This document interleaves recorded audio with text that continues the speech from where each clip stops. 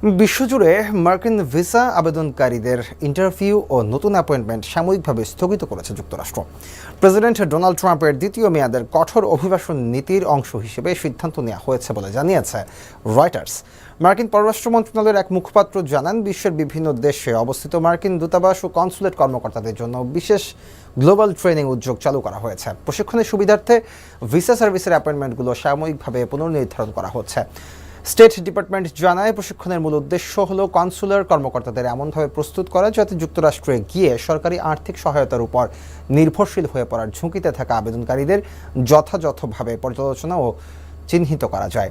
এদিকে যাদের ভিসা সাক্ষাৎকার আগে থেকে নির্ধারিত ছিল তাদের ইমেইলের মাধ্যমে অ্যাপয়েন্টমেন্ট বাতিলের কথা জানানো হচ্ছে।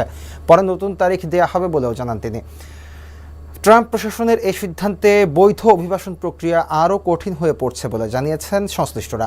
এরই মধ্যে বিভিন্ন ধরনের কর্মসংস্থান ভিসায় অতিরিক্ত ফি সহ নানা বিধিনিষেধ আরোপ করা হয়েছে। মানবাধিকার সংস্থাগুলো ট্রাম্প প্রশাসনের কঠোর অভিবাসন নীতির সমালোচনা করেছে।